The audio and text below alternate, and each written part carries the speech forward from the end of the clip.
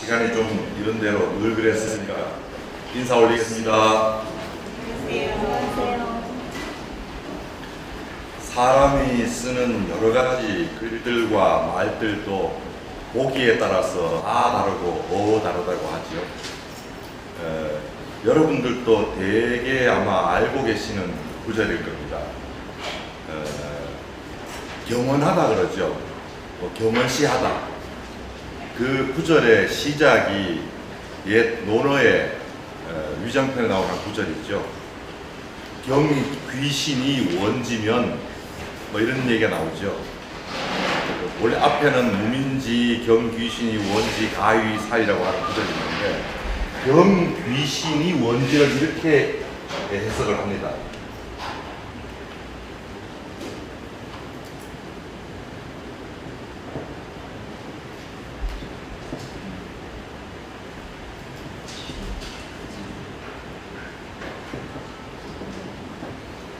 이렇게 보면은 귀신을 공경하나 멀리하라 이렇게 해석을 하게 되죠. 요것이 영어로 치면은 버트가 되어 있는 거죠. 그러니까 우리가 일상적으로 과거의 분들이 지금 분들보다 훨씬 적게 접속사, 역접속사인 but 그러나 그럼에도 불구하고를 적게 썼다는 사실을 염두에 두고 보면은 의심스러운 해석일 수가 있습니다. 그래서 흔히 그렇게 얘기하죠. 귀신 같은 것들은 공경하지만 가까이 하지 마라. 그래서 민이 해야 하는 마땅한 것에 대해서 힘쓰라. 이렇게 되어 있는데요. 엄밀하게 보면 오역입니다. 왜 오역이냐? 이 이는 접속사로만 쓰이는 게 아니에요. 접속사이지만은 일종의 수단 접속사로도 쓰여요. 뒤집어 말하면은 이런 얘기죠. 귀신을 멀리하기는 멀리합니다. 단 어떻게 멀리하느냐? 귀신을 멀리하기 위한 방법이 귀신을 공경하는 것입니다. 귀신을 공경함으로써 내 근처에 두지 말라는 겁니다. 그러니까 귀신을 멀리하기 위한 방법은 쫓거나 배척하거나 하는 것이 아니라 오히려 거기에 대해서 나름의 공경을 표현함으로써 거기서부터 해방되어 버린다는 것이죠. 누군가와 어떤 존재에 대해서 그것이 지나가는 것이든 그렇지 않은 것이든 간에 그것을 공경하지 않고 멀리하는 방법은 없다는 뜻일 수 있습니다. 무엇인가 예를 들어서 공경하는 순간 실체가 없는 것이라면 흩어져 버립니다. 근데 공경하지 않는 순간 끝까지 찝찝하게 남아있는 거죠. 이러한 방법을 그대로 적용한 부분이 그거예요. 귀신이라는 게 여기서 말하는 귀신이라는 게 뭐겠죠? 이 귀신에서 여러 가지 모습을 다 밀어내버리는 겁니다. 귀신이라고 생각되는 우리 머릿속에 있는 인식상의 모습도 밀어내버리고 형식적으로 감각하고 있다고 생각하는 그런 것도 밀어내버리고 다 밀어내버리고 나면 남는 것은 귀신에게 남는 것은 지나가는 것입니다. 귀신은 지금 현재 있는 것이 아니라 삶으로서는 적어도 우리와 같은 형태로서는 지금 있는 것이 아니라 있었던 존재라고 해석되겠죠. 즉 모든 모습을 들어버리면 과거입니다. 과거는 어떻게 해서 과거화시키고 우리의 현실을 지배하지 않게끔 할 수 있느냐? 과거를 공경하는 수밖에 없다는 것이죠. 과거를 받아들여서 공경함으로써 비로소 과거에 얽매이지 않을 수 있다. 과거를 공경하고는 있지만 과거에 얽매여 있으면 과거를 공경한 것이 아니라 이용하고 있는 것입니다. 많은 분들이 나는 과거를 공경해. 과거를 존중하고 과거의 풍습과 과거의 관념과 과거의 여러 가지들을 좋아해. 그러면서 너무 과거에 머물러 있다면은 그건 과거를 정말로 공경하고 있는 것이 아니라 과거에 매여 있는 것이죠. 아니요, 과거를 이용하고 있는 것이죠. 이용하는 것이 공경하는 것으로 혼선이 올 수가 있습니다. 얼마든지. 마찬가지로 똑같은 얘기를 하면 또 되겠죠. 온고지신도 그래서 나오겠죠. 이 논리 구조입니다. 옛것을 익혀서 옛것을 익혀야 창조가 된다는 얘기죠. 즉 옛것을 익혀서 창조한다는 얘기는 새것을 안다는 이야기는 옛것부터 벗어났다는 이야기죠. 옛것이 더 이상 분례가 되지 않고 나의 족쇄가 되지 않는 방식으로 내가 벗어났다는 거죠. 그래서 과거에서부터 벗어나서 과거의 지배를 받지 않고 그 족쇄를 벗어나려면 과거를 받아들이고 공경하는 방법, 그것이 과거에만 해당되는 것은 아닌 것 같습니다. 어떤 분들이 이제 제가 한 음식을 이야기하는 시간에 얘기한 적이 있는데요. 한국의 술을 이야기하면서 미생물 이야기를 꺼냈습니다. 그러면서 술은 빚는다. 왜 한국말을 잘못 이용을 하셨어요. 빚는다는 것은 빌려온다는 것이다. 즉 미생물의 힘을 빌린다는 것이다. 그래서 거의 뭐 다른 경우에 잘 안 쓰고 미생물은 그래서 술은 빚는다고 한다. 그렇지는 않죠. 빚는다는 표현은 다양하게 쓰이죠. 떡도 빚고 뭐 여러 가지 빚어내고 모양도 빚어내고, 빚는다는 것은 말 그대로 어떤 모양의 채색감이 주어져서 그로 말미암아 그 형상을 드러내게 하는 것, 그걸 빚는다 그러니까 뭐 아무 의미는 없는데요. 어쨌든 그분의 얘기 요지는 그거였어요. 한국의 술은 미생물로 하여금 스스로 활동하게 해서 얻어진 결과물이다. 한국의 술만 그런 건 물론 아니에요. 많은 술들이 그러죠. 미생물을 이용하는 것 자체도 과거의 이런 관념과 일정하게 상관이 있습니다. 즉 미생물로 하여금 우리 삶을 지배하지 못하게 하기 위해서는 미생물로 하여금 충분히 그 활동 무대를 가질 수 있도록 인정해 주는 겁니다. 미생물을 배척하려고 하면 미생물에 엮입니다. 그리고 미생물의 폐에 빠져서 결국은 잘못하면은 늘 식중독이 일어날 수도 있고, 그리고 경우에 따라서는 일상의 피부병 같은 걸 달고 살 수도 있죠. 근데 미생물로 하여금 자기의 역할을 충분히 할 공간을 주는 방식, 미생물에 대한 나름의 존중이죠. 그 존중을 함으로써 거꾸로 미생물의 부정적인 영향, 미생물의 족쇄로부터 벗어나는 것, 동일한 사고방식입니다. 그러니까 우리가 흔히 사회가 늘 힘든 게 살다 보면은 뭐 불편한 게 있을 수밖에 없습니다. 눈은 안 마주치고, 여기도 목사님도 계신데 눈은 절대 마주치지 않아야죠. 이럴 때는 원수를 사랑하라고 하잖아요. 원수는 사랑하지 못합니다. 원수를 만들지 말라는 이야기죠. 원수를 사랑하기가 어려우면 원수를 안 만들면 됩니다. 그리고 원수를 안 만들려고 하는 입장에서는 어떤 원수관계 비슷하게 만들어진 사람도 이미 원수가 아닙니다. 동일한 관계로 대립하고 있을지라도 원수라는 인식으로 다가오질 않습니다. 역설이 많이 있습니다. 과거의 모든 말들에. 그런 말들을 우리가 형식주의로 하게 되면은 예수님의 무슨 첫 기적이 뭘로 바꾸셨고, 그건 요즘 기계가 더 잘해요. 물을 술로 바꾸는 건 일도 아닙니다. 기계들은.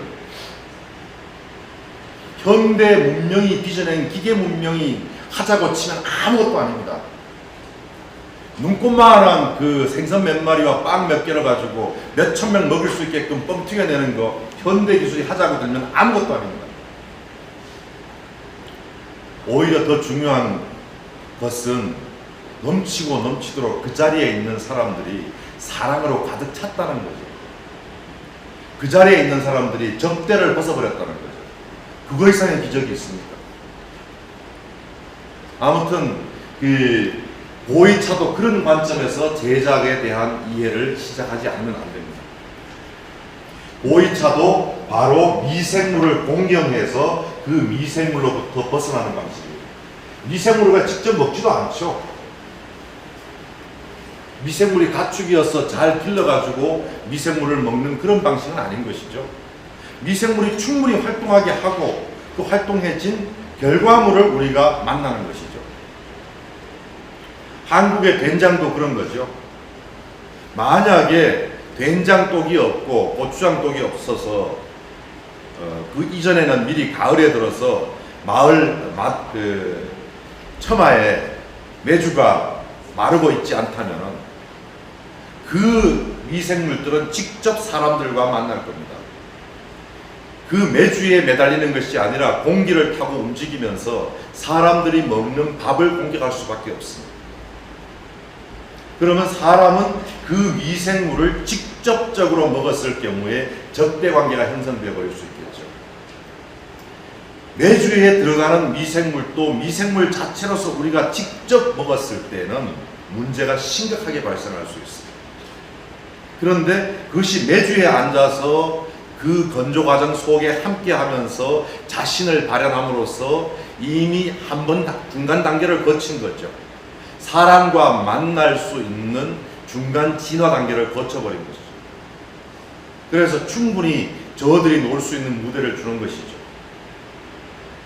그리고 된장독이 없고 뭐가 없다고 하면은 그 당시 그 뜰하게 있던 수많은 보이지 않는 작고 작은 생명체들이 직접적으로 사람이나 가축과 만날 수가 있겠죠. 그런데 그 담궈놓은 조건 하에서 자기들의 집이 있고 자기들의 먹을거리가 있고 자기들의 일이 있는 거죠. 인간이 물론 그렇게 해준 거죠. 그 속에서 역할을 다 하고 사라지는 거죠. 우리가 그 균을 먹는 건 아니죠. 현대 사회 와서 무슨 균이 유익하다, 유익한 균은 없습니다. 그 균이 하는 역할이 유익하죠. 뱃속에서 어떤 균이 들어가면은 뭐 소화를 해준다. 그러나 그 균은 유익하지 않습니다. 그냥 존재할 뿐입니다. 그 균이 우리와 만나서 하는 역할이 때로는 소중한 거죠. 이런 관점에서 그 된장도 담아놓으면은 직접적으로 만나서는 안 된, 만나봐야 그다지 뭐 바람직한 일이 벌어질 것 같지는 않은 수많은 미생물들이 그 안으로 들어가죠. 어떤 미생물들은 그 안에서 자리를 잡고 어떤 미생물들은 도태가 되고 그 조건 하에서 도태가 되는 거죠. 자기들끼리 사람과 싸워서가 아니라 도태가 되고 또 어떤 미생물들은 살아남고 그런데 사람들이 꽤가 많아서 특정한 미생물들이 유리한 조건이 되도록 환경을 조성해 버렸죠. 그 결과 사람들이 그들이 놀던 무대 즉 담궈놓은 것들이 마침내 이제 된장이 되죠. 그걸 먹었을 때 사람들은 굉장히 유익한 결과를 얻는 거죠. 사람으로서는 그걸 통해서 가장 깊이 정제할 수 있는 방법을 찾은 것이고 미생물로서는 거기에 자기 한생 누리고 갈 수 있는 공간을 얻은 것이죠. 그렇게 공존하는 것이죠. 그 결과 미생물과 인간의 화해가 이루어지고 미생물과 인간은 적어도 그 계절, 그 당해년도에서는 서로 협조가 돼서 때로는 그 미생물들이 활동하고 갔던 유산, 즉 된장이죠. 인간도 물론 기여했지만 미생물들이 크게 기여했던 그 유산이 인간의 방어물이 되기도 하죠. 그런데 그걸 흉내내가지고 공장에서 그대로 찍어낸다. 조금 다른 얘기죠. 그는 별로 놀고 싶은 생각이 없는 미생물들 억지로 배양해가지고 억지로 집어넣어가지고 억지로 그런 조건 하에서 활동을 하는 척하게 만들어서 비슷한 효과를 거두어서 비슷한 어떤 음식으로 먹는 거죠. 유사 된장이라고 하죠. 그리고 내 동네에도 미생물 있고 저 사람 동네에도 미생물 있는데 내 동네 된장은 내 동네에서 만들어야죠. 당연히 따라서 청정한 동네 가서 만든 된장이 나에게 이로울 건 없습니다. 나에게는 내 환경 속에서 그렇게 자기들끼리 혈전과 혈투를 벌이면서 마침내 인간을 만날 준비를 한 그들의 유산인 된장을 먹어야 되는 것이지, 서울에 살면서 더 깨끗한 거 먹겠다고 충청북도 강원도의 청정한 곳에 가서 된장을 가져오는 것은 된장에 대한 바로 이와 같은 의미를 이해하지 못한 것일 수도 있습니다. 우리들의 현대적 위생관념이 복고주의의 한 모습과 어울려서 나타난 하나의 편향일 수가 있는 것이죠. 공기가 안 좋은 데 있는 미생물과 공기가 좋은 데 있는 미생물들이 다르겠죠. 온도 차이에서 다를 거고 기후에 의해서 다를 겁니다. 수분에 의해서도 다를 것이고, 그러한 차이점을 그대로 인정하고 그 가운데 내가 살고 있는 무대의 일부를 그들에게 빌려주고 그들의 공간으로 해주는 것이죠. 즉 공존하는 방법이었지 어디 가가지고 좋은 거 만들어진 거 가져오는 방법이 아니라는 겁니다.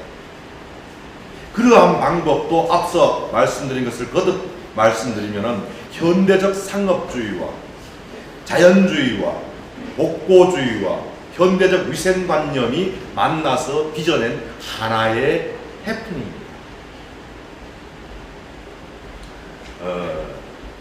그래서 보이차에도 그런 해프닝이 나타나는데요.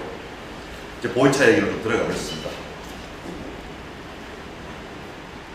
그래도 지난번보다는 앞소리가 덜 길었습니다.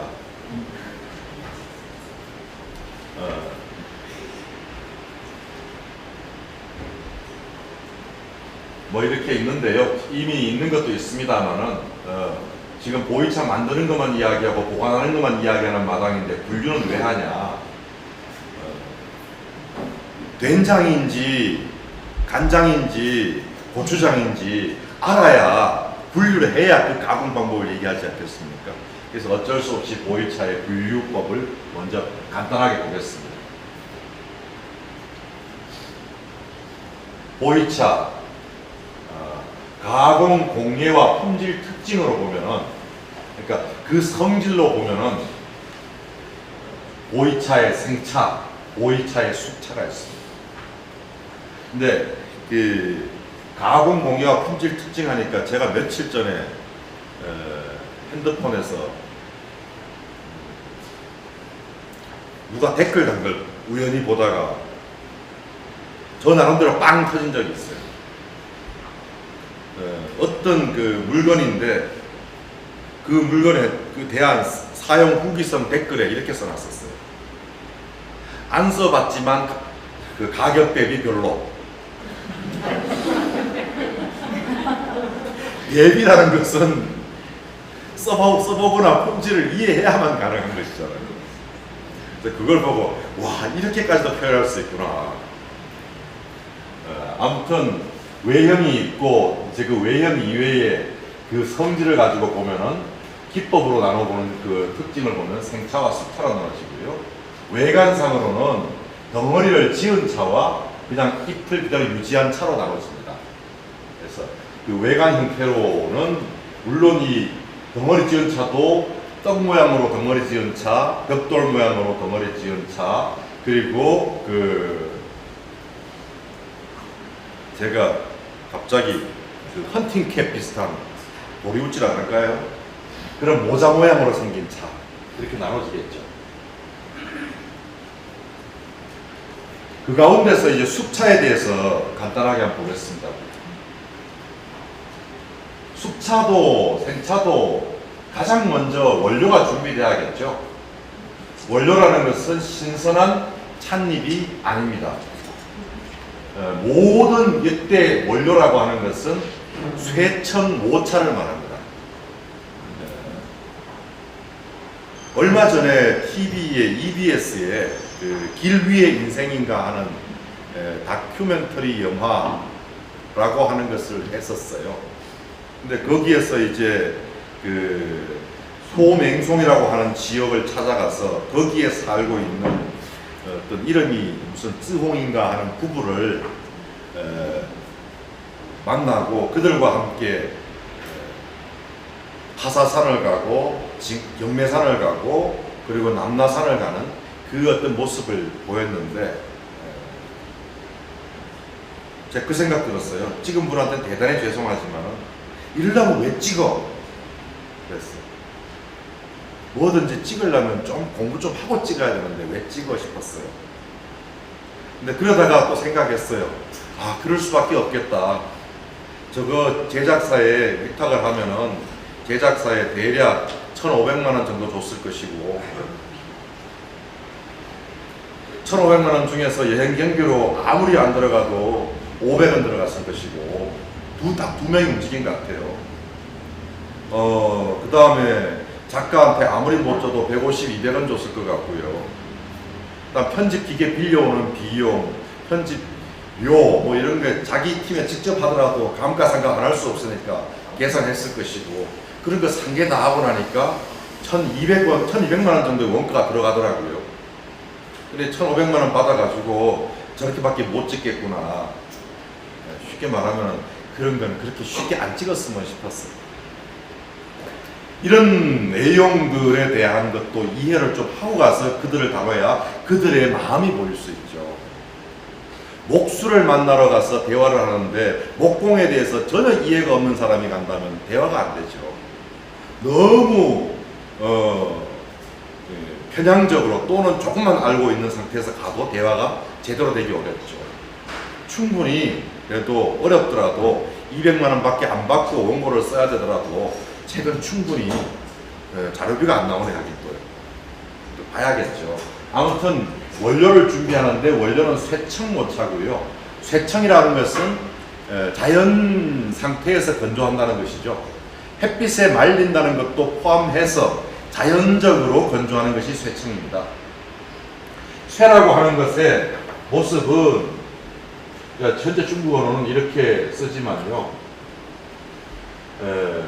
원래 이 쇠자는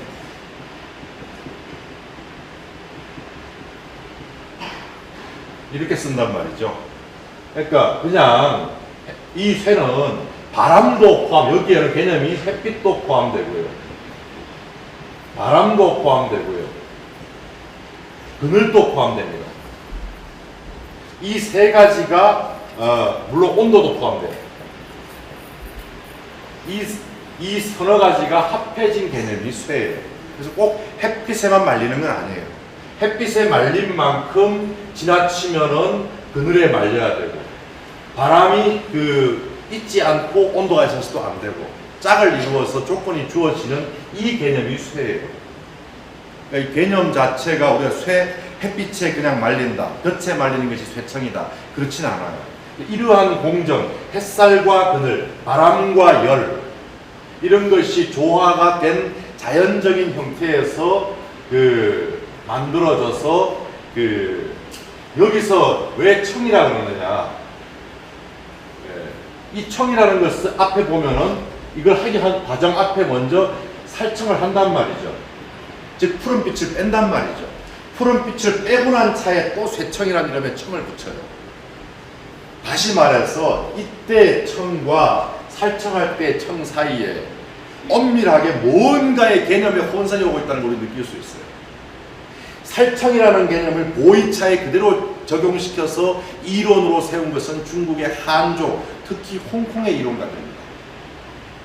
지금은 그 개념이 전 세계 어떤 차에도 적용이 되기 때문에 그냥 쓰고 있는 개념인데 사실상 전통적으로 보이차를 만들어 오던 사람들은 살청이라는 개념을 사용하지 않았어요.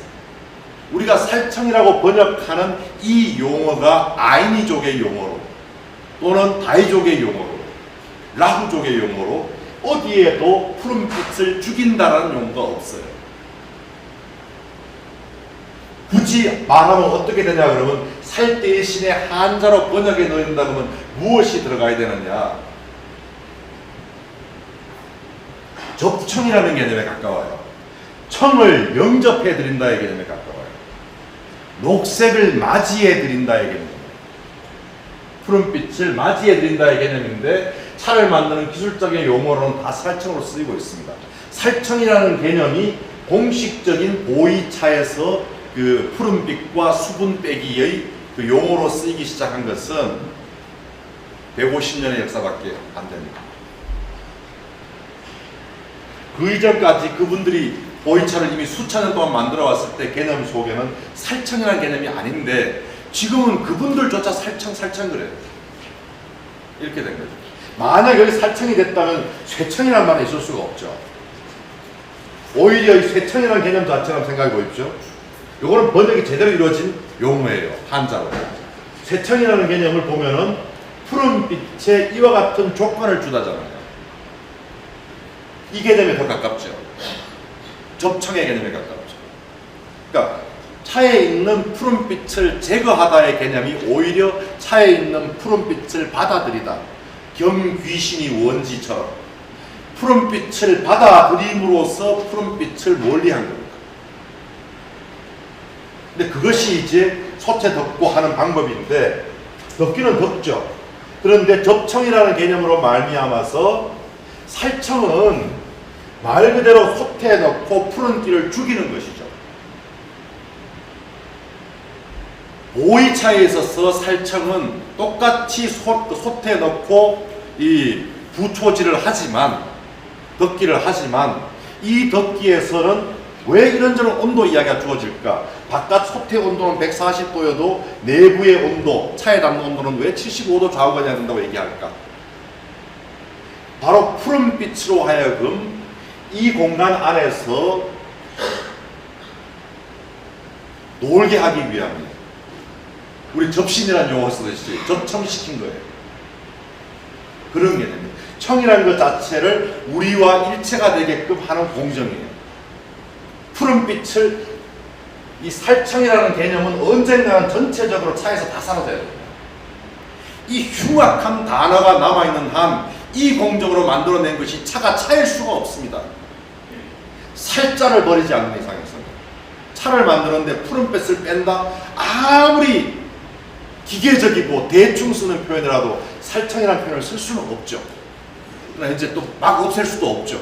이미 관습화되고 개념화되어 있으니까. 그러나 앞으로 없애야 되는 개념이에요. 이 청을 어떻게 할 것인가 해서 죽인다라고 하는 이 개념을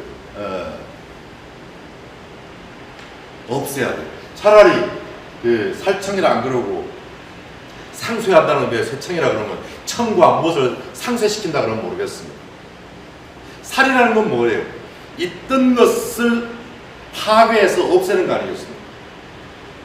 근데 차에서의 이른바 살청 과정은 청을 파괴하는 과정일 뿐만 아니라 무엇인가 그 청이 갖고 있는 또 다른 것을 받아들이는 공정이거든요. 주고받는 공정이거든요. 주고받는 공정이 살청이지 푸른빛과 수분을 제거하기만 하는 건 아니거든요. 제거함으로써 얻는 게 있거든요. 그렇기 때문에 접청, 상청 뭐 이런 개념이 오히려 맞을 수 있는데요. 아무튼 쇠청이라는 것도 그렇습니다. 그래서 이렇게 살청이라고 한, 즉 운남식 표현으로 접청이라는 것을 한 찻잎을 가지고 이렇게 쇠청을 하죠. 쇠청을 한 차를 바로 원료라고 해서 얘기하는 겁니다. 이 원료가 준비됐습니다. 원료가 준비됐으면 이제 그 인공 발효를 시키겠다는 거죠. 된장처럼 인공적으로 발효의 조건을 주겠다는 거죠. 그래서 일반적으로 응용된 것이 요 쇠청한 차에다가, 쇠청한 차는 아까 다시 한번 확인해 보죠. 햇빛과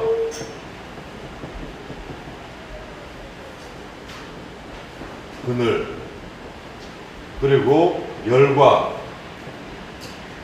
바람, 요 전제 하에서 자연이 건조된 것만으로도 이미 충분히 마실 만한 차예요.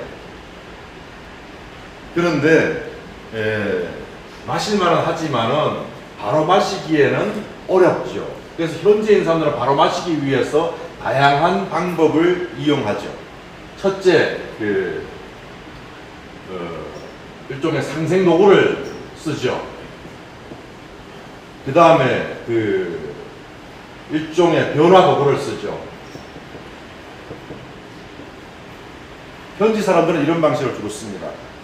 상생 도구 같은 경우는 예를 들어서 찻잎을 같이 쓸 수도 있고요. 대나무라든가 옹기라든가 무쇠 주전자에 넣어서 그냥 차를 이렇게 다리게 되면은 바로 이 상태에서 아직 먹기가 거부간 차가 충분히 먹을 만한 차가 돼요. 그리고 더군다나 불 같은 걸 써가지고 차를 이렇게 구워버리기도 하죠. 이른바 이제 고차라고 표현하는.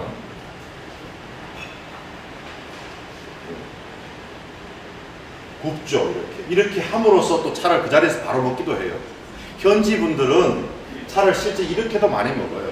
집신장수가 좋은 집신 싣고 다니는 경우 없다고. 그분들은 차를 이렇게 구워서 먹고 또 이제 대나무에 넣어서 이렇게 열을 가해서 먹기도 하고 함으로써 바로 먹기 힘든 차들을 먹어요.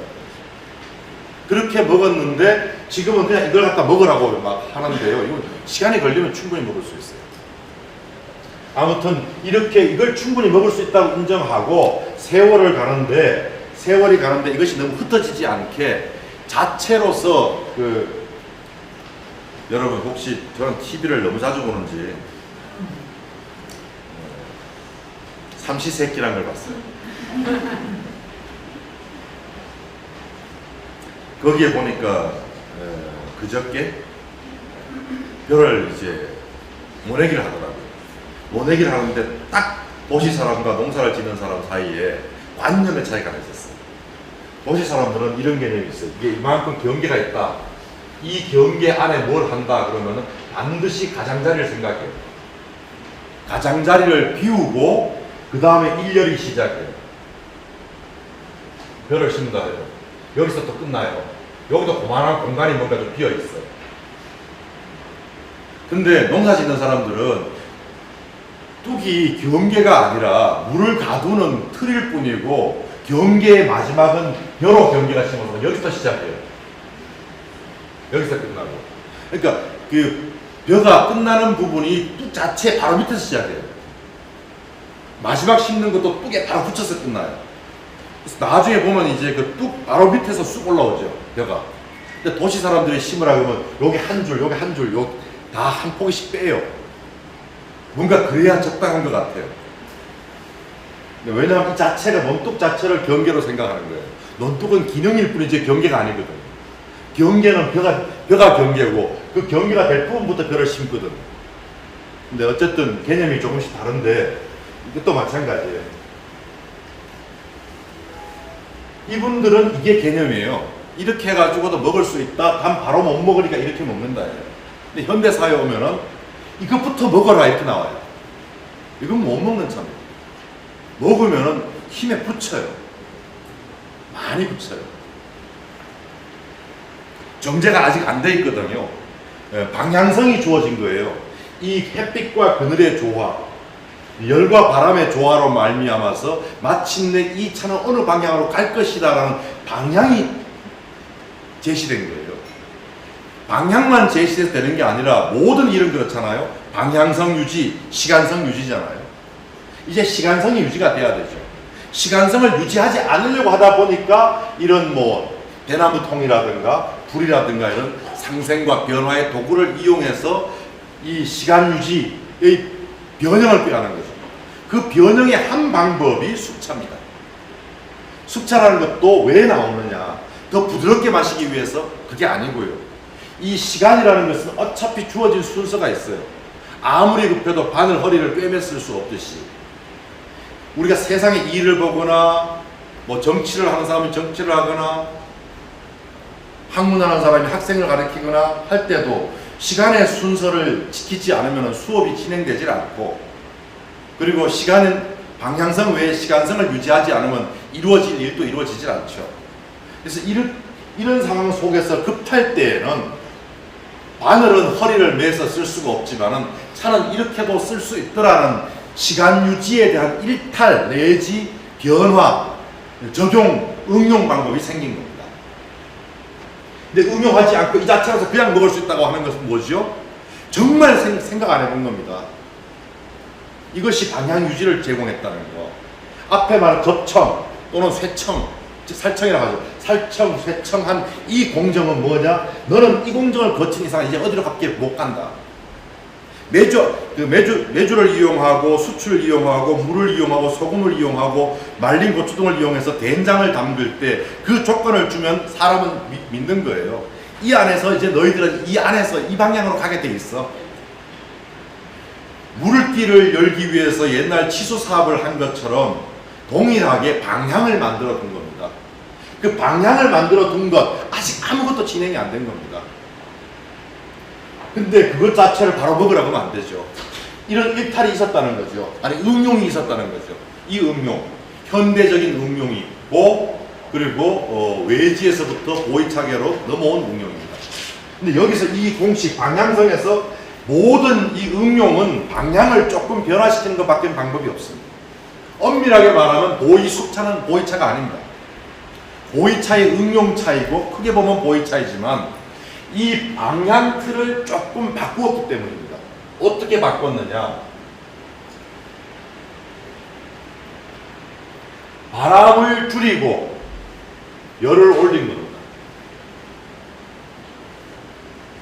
요것은 못 건드리죠. 건드릴 수도 없고, 요걸 못 건드린다는 전제 하에서 요것에 쇠자를 붙이기 때문에 보이차는 요 방향만 유지하면 일단은 큰 의미에서는 보이차입니다. 넓은 의미에서는 그렇지만 좁은 의미에서는 요 규정도 파괴가 되면 엄밀한 의미의 보이차라고 할 수는 없습니다. 보이숙차는 보이차가 만들어낸 응용의 새로운 장인 것이죠. 그래서 요 변화를 좀 시키는 거예요. 열은 좀 더, 그리고 바람은 내리고, 이 방법의 가장 확실한 거, 바람을 내리는 확실한 방법, 물을 가하는 것이죠. 바람이 사라지게 만드는, 바람이 계속 없애게 만드는 수분을 계속 주는 것이죠. 그래서 바람의 역할을 없애버리거나 바람 자체를 차단해버리는 것이죠. 아니, 동시에 바람을 차단하면서 열을 올리게 하는 방법이죠. 그래서 보이차에 크게 보면 숙차는 그것뿐이에요. 숙차의 공정은 그걸 위해서 이루어지는 거예요. 근본. 한번 보시죠. 조수. 물을 뿌려줍니다. 물을 뿌려줌으로써 이 열을 올리고 바람을 줄여버리는. 더군다나 바람을 아예 막아버리고 물을 뿌려준다면 열이 더 극단적으로 올라가겠죠. 지나치게 못 올라가게 해야겠죠. 지나치게 못 올라가게 하려면 어떻게 해야죠? 뒤집어야죠. 열이, 안에서 열이 막 생길 거 아닙니까? 미생물들이 활동이 되면서 열이 엄청난 발열이 될 거잖아요. 화학적인 변화가 일어나면서 그 발열이 70도를 넘어가기 전에 또 뒤집는 거죠. 70도, 75도를 넘어가면 타버리니까. 이른바 베트남 보이차 나옵니다. 그래서 계속 뒤집어주죠. 뒤집는 이유는 그럼에도 불구하고 넘어갈 수 없는 이 한도가 있다는 거죠. 이 한도를 넘어가면 앞에 있던 이 방향성마저 효과가 무시되고 파괴가 된다는 거죠. 즉, 물을 뿌려서 인공 속성 발효의 조건을 줬으나 그 열이 과도하게 넘어간 것은 이미 보이차가 아닙니다. 베트남 차는 잘못 만들어진 보이차가 아니라 보이차가 아닌 것입니다. 베트남에서 귤 같은 거 파고 그 안에 흑차를 넣어놓은 게 있죠. 그렇게 발효시킨 거 있죠. 이른바 호박차 또는 어떤 그 베트남의 무슨 과일이죠? 큰 귤 같은 거 파고 그 안에 넣어놓은 거 있죠. 그것은 나름대로 보이차가 아닌 그들만의 독특한 흑차예요. 보이차라는 관점에서 보면 차가 아닌 것이죠. 그러나 차라는 관점에서 보면 또 하나의 차인 것이죠. 그것은 이렇게 열을 최대한 올려서 햇빛과 그늘의 조화라는 이 틀마저 깨버린 거예요. 깨물어서 새로운 사물을 얻어낸 거예요. 그러니까 베트남 차와 말레이시아 같은 데 가서 얻을 수 있는 귤차, 이런 차들은 바로 보이차가 아닐 뿐 못 먹는 차는 아닌 것입니다. 보이차라는 관점에서 본다면은 모든 차는 보이차야 라고 해놓고 본다면 차가 아니겠죠. 보이차가 다는 아니잖아요. 인종차별의 사고방식과 똑같은 것이죠. 하여튼 구분하는 방식 속에서 다르다라고 말해야 되는데 우리 한국 사회에서 보면 웬만하면 다 틀리다라는 표현을 쓰죠. 그거하고 저건 틀려요. 얼마나 머릿속에 그런 게 들어있냐는 거예요. 틀린 것조차도 다른 거예요. 사실은 내가 틀리다라고 생각하고 있는 것조차도 따져보면 다른 것일 수 있어요. 물론 틀린 것이 있겠죠. 근데 틀리다는 걸 입에 달고 살아요. 우리가요. 우리도 모르게 나와 다른 것은 틀린 것이에요. 무서운 거죠. 우리와 같지 아니한 존재는 나와 다른 존재가 아니라, 나와 다른 또 다른 귀중한 존재가 아니라 틀린 존재예요. 그러한 관념으로는 차를 이해할 수 없고, 차를 이해하면은 그렇게 될 수가 없습니다. 차는 칼과 창이 아닙니다. 칼과 창을 없애는 방패도 아닙니다. 따뜻하게 녹여버리는 햇살이죠. 아무튼 이렇게 해서 그다음 후발효를 시키죠. 이제 이렇게 후발효를 하게 바로 뒤집고 열랑은 뒤집고 또 뒤집고 하면서 몇 번을 해야 돼요. 그거는 각 사부마다 조금씩 달라요. 어떤 사부들은 4번 하기도 하고 6번 하는 사람도 있고 9번, 10번, 2달에 걸쳐서 하는 사람도 있고 다 달라요. 어쨌든 후발효를 시킵니다. 발효를 계속 시키고 나서 이제 모든 차는 변화를 시키고 나면 일정하게는 그 변화를 멈춰 줘야죠. 한없이 달리는 자동차는 안 되죠. 브레이크 없는 자동차는 안 되죠. 녹차도 약발효를 시켰다면은 약발효가 나마 멈출 수 있도록 스톱을 시켜줘야 되고, 홍차도 스톱을 시켜줘야 되고, 더 계속 진행되면 산화가 빨리 진행돼서 못 쓰게 되죠. 우리 인간이 적어도 못 쓰게 되죠. 그래서 적정한 정도에서 멈출 수 있도록 이렇게 정지를 해줘야 돼요. 정지를 해주는데 보이차는 정지가 아니라 속도를 엄청나게 늦춰주는 거예요. 다른 차들은 대개 완전 정지를 시키는 데 비해서 보이차는 엄청나게 속도를 늦출 뿐이에요. 물론 보이차가 아닌 상당수의 차들도 완전 정지가 안 돼요. 조금씩은 움직여요. 그러니까 홍차도 2년 지나면 못 먹는 것이고, 녹차도 2년 지나면 맛이 빠지는 것이고, 어떤 차는 4년, 6년씩 가고 나면 다시 먹으려면 한 번 더 작업을 해야 되는 것이고, 그렇죠. 그래서 그렇게 변화는 할 만큼이 하겠지만, 그럼에도 불구하고 그 차에 알맞게 또는 최대한 정지시켜야 돼요. 보이차는 바로 건조가 정지예요. 건조시키는 순간 미생물의 활동은 최소화되고, 그러나 미생물의 활동이 중단될 정도는 아닌 선에서 이제 끌고 가는 거죠. 건조를 시키죠. 건조를 시킨 다음에, 건조를 시키기 전 상태에서 뭔가 다른 짓을 하게 되면 어떻게 되죠? 그 과정이 곧 심한 변조의 과정이 될 수 있어요. 그래서 보이차는 건조를 시켜서 적당한 만큼 변화가 덜 일어나도록 스톱을 시키고, 준 스톱을 시키고, 그리고 나서는 이제 키질을 한다든가 해서 좋지 않은 것들을 걸러내야죠. 걸러내는 과정 속에서 수분이 있는데 사람 손이 닿았어요. 즉 스톱이 안 된 상태 사람 손에 닿고 막 이랬어요. 그 사람 담배 피우고 왔어요. 술 먹고 왔어요. 화장실 갔다 왔어요. 영향이 크게 가겠죠. 그런데 건조를 시켜서 이미 미생물의 활동이 최소화됐기 때문에 이제 정돈 작업을 할 수가 있는 거예요. 그 정돈을 해가지고는 어떻게 병배, 블렌딩을 합니다. 모든 보이차는 근본적으로는 블렌딩을 합니다. 블렌딩을 하지 않는 여러분 가장 빼겠습니다. 된장에 포도를 하라고 했는데요. 된장도 2가지 이상의 메주를 넣어야 좋다는 얘기를 하려고 하다가 취소합니다. 너무 얘기가 길어질 것 같았어요. 병배, 단일 차층으로 만드는 거, 한 가지 차님만 갖고 만드는 거, 포도주를 경우에 들어서 신세계 와인이라고 하는 칠레, 아르헨티나의 그리고 미국의 일부 지역의 와인들은 단일 품종의 포도로 만들거나, 호주도 마찬가지 또 한 품종을 만들거나 이렇게 하지만 정통적인 포도주, 와인은 블렌딩, 병배를 하죠. 까베네 소비뇽 65%, 메흘로 30%, 뿌띠베르도 또는 까베네프랑 5% 이렇게 넣죠. 거기에 따라 가지고 각각의 브랜드가 만들어지고 각각 브랜드의 특징이 생기죠. 보이차도 마찬가지입니다. 단일 차층으로 만든 보이차는요, 일단 세요. 그리고 미생물의 왕후의 작용이 편중될 가능성이 많아요. 한 미생물이 독특하게 더 깊이 드러날 가능성이 많아요. 그런 것을 방지해서 골고루 이렇게 미생물들이 활동하게 하기 위해서는 병배를 하는 게 좋아요. 그래서 우리는 700년 고차수에 700년 고차수 저는 뭐라고 말씀 못 먹는 찻잎이라고. 이미 동백나무 잎이라고. 맛이 훨씬 더 달고 부드럽죠. 왜? 성분이 바뀌었으니까요. 동백나무로 본성으로 회귀하고 있는 겁니다. 근데 거기서 딴 찻잎 1kg 얼마게요? 1kg 400만 원. 차 한 편 만들면 200만 원 원료값만. 근데 못 먹는 차. 온갖 것이 많죠. 근데 거기에다가 못 먹는다고 얘기하지 않고 한술 더 뜨는 학자들이 문제예요. 어쨌든 변배를 합니다. 그 다음에 이제 뭐 누르거나 뭐 하거나 해서 포장을 하고 창고에 넣겠죠. 원료 준비입니다. 원료에서 보면은 보이차 원료, 쇠창 모차죠. 뭐 이런 게 꼭 있어야 된다. 몇 프로. 이게 조건인데요. 이거는 이제 주홍걸이라는 교수가 지정한 표준입니다. 실제로 이렇게 될 수가 없습니다. 이것은 무량산 창립을 기준으로 했을 때 이렇습니다.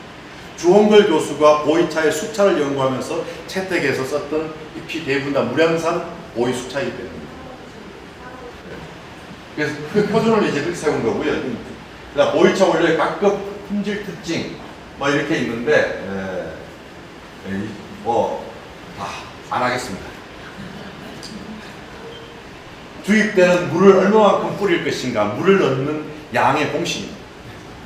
그러니까 막 느낌으로 막 뿌리는 건 아니에요. 요즘은 이런 공식도 역시 현대화된 공식이고 2004년 이후에 확정 내지 수정도 되고 있지만 세워진 공식입니다. 구발력을 이렇게 하죠. 이렇게 놓고 이 안에서 예전처럼 막 노지 같은데 놓고 막 물 뿌리는 위생적인 일은 안 벌어집니다. 깨끗하게 된 틀 속에서 이렇게 진행이 됩니다. 뒤집죠, 계속 이제. 그 다음에요. 이렇게 해서 바깥으로 문이 통하면서 얼금이가 다 있는데 여기는 보이지 않습니다. 이 얼금이가 다 있어요. 얼금이가 있는 데서 이렇게 이제 건조를 시킵니다. 건조를 밑에 있죠. 건조실 실내 통구법, 고랑법. 고랑은 이렇게 바람이 통해야 되니까요. 그러면서 이렇게 고랑에다 반대로 또 뒤집으면 되죠. 고랑이 1항이 고랑되는 거죠. 그래서 50cm, 80cm를 유지하고 순차를 유지하되 방향은 반대로 진행한다. 1항 고랑을 바꾼다는 얘기죠. 함수량이 13% 이하가 되면은 이제 웬만큼 후발효가 최소화됐다고 볼 수 있다는 것이죠. 이렇게 해서 이제 잡질들을 이렇게 해도 기계적인 다른 열을 줘도 쉽게 말해서 변화가 쉽지 않은 것이죠. 어쨌든 이렇게 해서 이렇게 이제 요즘 현대식 기질이죠. 그래서 잡질들 나오면 제거하고 저절로 무게가 안 되면 털어져 나가고 이렇게 되죠. 그 다음에 그러면서도 또 사람이 또 골라야죠. 골라서 안 되는 황편이라든가 이런 건 골라내야 됩니다. 그 다음에요. 이제 그러고 나서 쌓아두기. 이건 매우 중요합니다. 쌓아두기 다음 넘기고요. 포장. 다시요. 다음에요. 저장 진화.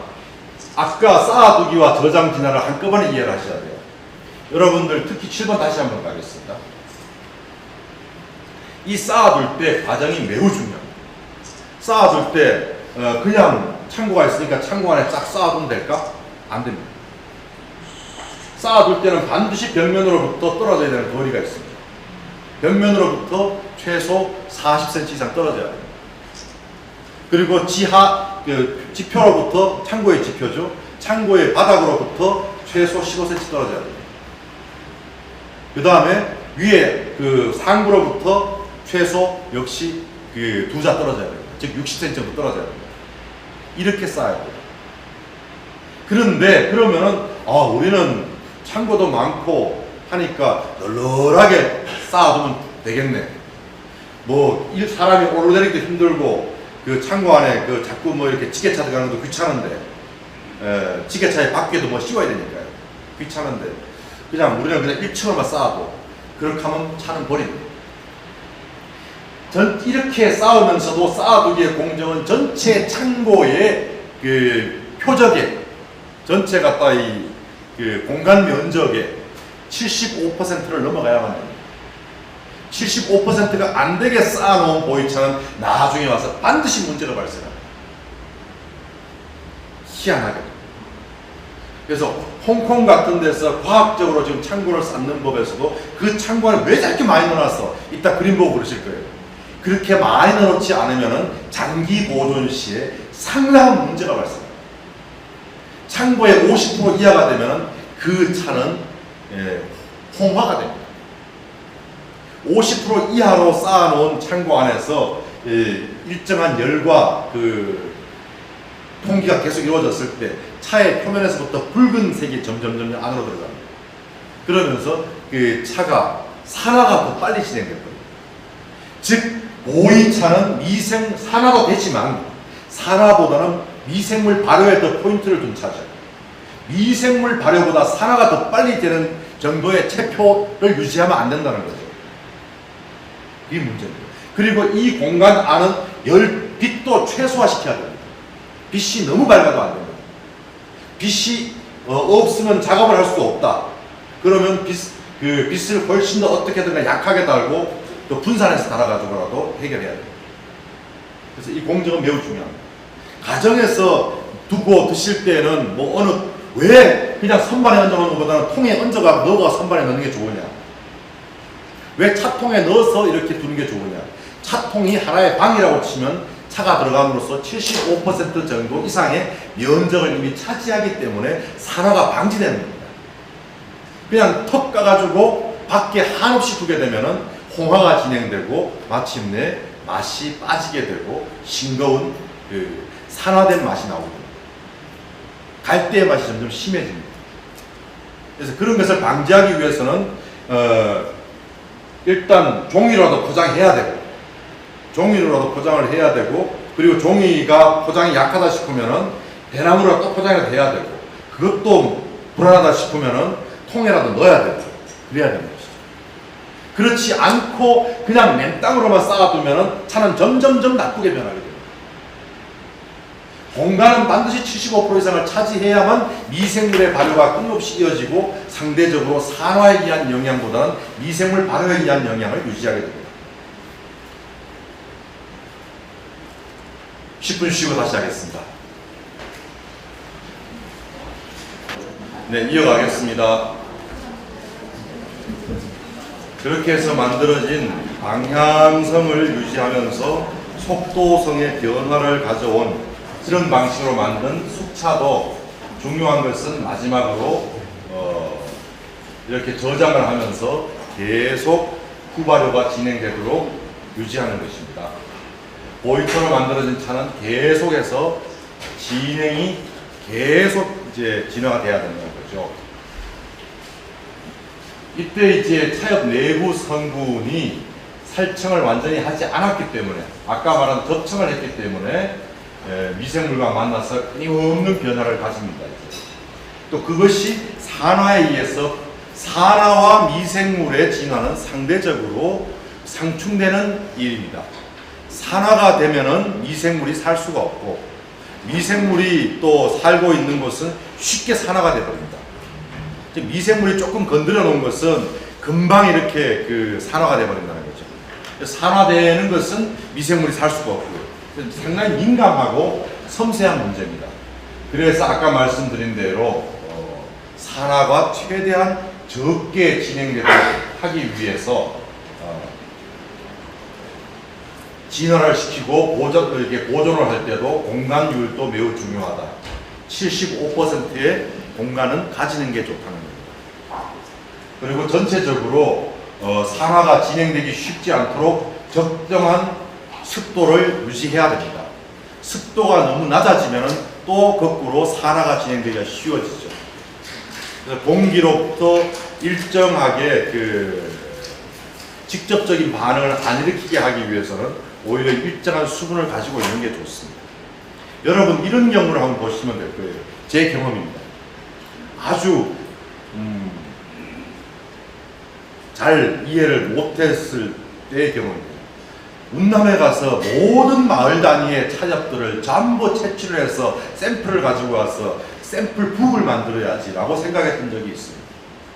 그것이 얼마나 광호하고도 광적인 것인가에 대한 이해는 했지만 그 작업에 대한 충분한 준비를 못하고 진행을 했었어요. 가서 이제 아예 진공 포장기까지 갖고 갔어요. 현지에서 찻잎을 따서 진공 포장을 팍 하고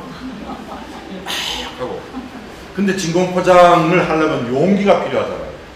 비닐이 필요하잖아요. 비닐이 떨어졌어요. 그래서 할 수 없이 책을 샀죠. 가장 싼 둥질지로 된 책을 사서 책 사이에 끼워넣기 시작했죠. 메모를 하면서. 근데 이제 돌아가려고 이틀을 남겨놓고 짐 정리를 해야죠. 폈더니 진공 포장한 건 다 썩었어요. 책 사이에 넣어놨던 거는 비교적 멀쩡하고요. 왜 그렇죠? 수분. 네. 수분을 그만한 정도의 수분이 있었으면은 차라리 그냥 뒀으면은 공기와 만나면서 약간의 자연적인 산화 또는 순환작용이 일어나면서 그냥 유지됐을 텐데 공기를 차단해버리니까 그 안에 있는 수분 자체에서만 도는 거예요. 바로 산화가 진행돼버려요. 썩어버리는 거죠. 한마디로. 그래가지고 얼른 덜 변한 것들은 꺼내가지고 밀봉을 해제하고 진공기를 탓하는 게 아니라 저 자신을 탓해야 되는데 그래도 굳이 진공기를 탓하면서 100% 진공기였으면 괜찮았을 거야 라고 하면서 책갈피에 다시 넣었지만 늦었죠. 아무튼 그렇게 최소한 유지하기 위해서는 습도도 적정해야 되고요. 너무 넘어가면 안 되고요. 온도도 적정한 게 좋고요. 그래서 산화에 도움이 될 수 있는 요소를 최대한 줄이면서 미생물 진화의 방향을 유지시켜주는 방식으로 보관이 되고 이게 또한 시간이 흘러가야만 합니다. 보이 수차도 이제 가공을 하죠. 아까 산차의 얘기죠. 가공을 하는데 똑같죠. 원료 준비해서 이때 원료는 또 뭘까요? 이때 원료는 이미 보이 수차로 다 만들어진 거예요. 보이 수차 산차예요. 보이 수차 산차를 다시 한번 이렇게 오랜 시간 왜 이렇게 다시 기지를 또 하냐 그러면은 오랜 시간을 끌다 보면은 변화가 생기고 그 속에서 미처 발견하지 못했던 차가 되기에는 부적절한 것들이 나와요. 부분적으로 기지를 하고 다시 블렌딩을 해서 차에다가 약간의 수분 작업이 가해져야 돼요. 안 그러면 차를 누를 때 증기를 줄 때 바로 증기를 주면은 누르면 될 것 같죠. 예전에는 이 과정이 없었어요. 바로 증기를 줘서 누르면 돼요. 왜? 그때는 전통적인 솥에서 증기를 뽑아내기 때문에 아무리 불을 뜨겁게 해도 그 증기의 강도가 그렇게 강하지 않아요. 일정한 시간이 흘러야 돼요. 그러면 그 사이에 이미 차가 부들부들해져요. 누르기 전에. 그러면 누르면 돼요. 근데 지금은 워낙 센 수증기를 토해내요. 기계로. 그러면은 그 수증기가 충분히 갔다가 눌러버리면 차가 부서져버리죠. 차가 부서지지 않을 정도의 작업을 미리 해요. 예전에 할 필요가 없었는데 지금은 한다는 거죠. 지금도 물론 안 할 수 있어요. 증기가 비록 세게 나올 수 있지만 약하게 조절할 수도 있잖아요. 근데 약하게 조절 안 하고 이걸 하죠. 왜? 생산 효율성을 생각하던 문화대혁명과 대약진 시대의 습관이 아직도 남아있는 겁니다. 이 습관은 무서운 거예요. 무지무지 무서운 거예요. 제가 2003년 대리를 걸으면서 깜짝 놀랐던 게 있습니다. 아침에 산보를 하려고 싹 나갔는데 너무너무 농사를 짓기 좋은 날씨인데 농터에 사람이 하나도 없는 거예요. 이게 무슨 조화속이냐. 딱 8시 반 됐는데 전부 다 농기구 들고 일렬로 가고 있는 거예요. 다 개인 밭인데. 집단 농장 시절의 버릇이 그때까지 살아있는 거예요. 엄청 무서운 거예요. 우리에게도 엄청 많은 습관이 그렇게 남아있다고 봐야 됩니다. 우리는 모르고 있을 수 있는. 그래서 상당히 진풍경이었어요. 이미 다 불화바다가 자기 논이 되어 있고 자기 밭이 되어 있는데 그럼에도 불구하고 집단 농장 나갈 때 8시 반에 출근할 때 그 습성 늦게 나가는 사람도 없고 일찍 나가는 사람도 없는 거예요. 근데 이런 습관들이 있죠. 바로 지금도 이걸 해요. 이제는 이걸 하지 말고 옛날식의 증기가 나오도록 증기의 강도와 양을 조정해서 그냥 옛날처럼 하면 되는데 그렇게 하면 생산량이 절반으로 줄어요. 생산량이 절반으로 줄면은 공장 운영에 문제가 될까? 전혀 문제가 안 돼요. 왜? 이렇게 해가지고 하잖아요. 3일에 할까 하루에 끝내요. 이틀 놀아요. 하루 더 하면 되잖아요. 노동 강도를 낮춰가지고 3일 하면 되잖아요. 근데 안 그래요. 놀 때 놀 줄 알고 이렇게 하고 있어요. 우리도 피난을 얼마나 다녔는지 아직도 밥 먹을 때 피난 같은 습관이 남아있어요. 어디 해외여행을 가잖아요. 특히 저는 중국 여행 가서 아주 창피했어. 앞으로 저랑 같이 가시는 분들은 절대 그러지 마십시오. 식사를 하는 첫 시작은 무엇인가 받아들이기 위해서 물도 마시고 때론 차도 마시고 그리고 위를 열어주는 음식도 마시면서 기다리고 즐거운 사람들과 대화하는 것이 식사의 시작이잖아요. 근데 그 시간이 5분도 안 지나가지고 왜 빨리 안 나오냐고. 먹자마자 5분도 안 돼가 바로 일어서 버리고. 저예요.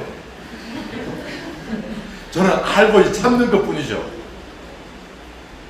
근데 아무튼 습관은 무서워요. 그런 습관을 고치는 것 속에 더 좋은 것이 될 수도 있는데, 어쨌든 이렇게 증기를 줬으니까 다시 증기는 빼야겠죠. 건조를 다시 시켜야죠. 그리고 포장하고 동일한 방법으로 보관하고 발효를 계속 진화시킵니다. 그런데 포장을 했잖아요. 포장을 해서 두는데 어떤 분이 이래요. 포장 상태를 벗기고 보관해야 될까요? 그러니까 기본 포장만 해서 보관해야 될까요? 아니면 원래 포장되어 있던 그 상태로 보관해야 될까요? 답은 원래 보관되어 있던 상태로 보관하는 것입니다. 그게 답입니다. 예를 들어서 다 뺏겨갖고 보관하는 게 상책이 아니에요. 여러분, 사람을 밀실에 가둘 때도 입던 옷은 입혀갖고 가둬야 됩니다. 그래야 그 안에서 사람이 덜 비참해집니다. 죄를 지은 죄수라고 해서 홀딱 벗겨서 감방에 넣어놓으면 인간이 망가집니다. 편함은 망가짐을 수반할 수 있죠. 아무튼 차를 보관할 때 원래 차창에서 만들어진 전통적인 용기를 기준으로 했을 때 그렇습니다. 지금은 좀 얘기가 달라져요. 지금은 육각형 통에, 원형 통에, 무슨 이상한 통에 다 넣어오는 거예요. 앞에 다시 한번 넘어가 보죠. 8번. 이렇게까지 보관해가 와요. 이거는 그대로 보관하면은 적절치 않은 것이죠. 단 그냥 실내에 둔다고 치면 이 자체가 창고가 되기 때문에 충분하죠. 더 벗기면 안 되죠. 이 자체를 전문적으로 보관하는 공간에 넣겠다 그러면 이건 벗겨야 되죠. 왜? 이것은 이 자체로서 방을 만들어 놓은 거예요. 하나의 작은 창고를 만들어 놓은 거예요. 보이차의 포장은 이것도 신경 써야 됩니다. 만들어 놓은 외부 포장지가 하나의 방이 돼야 된다는 전제를 지켜야 돼요. 이걸 못 지키잖아요. 그러면은 그건 잘못되어 있는 거죠. 지금 보이차에서 과대 포장이 나오는 게 있죠.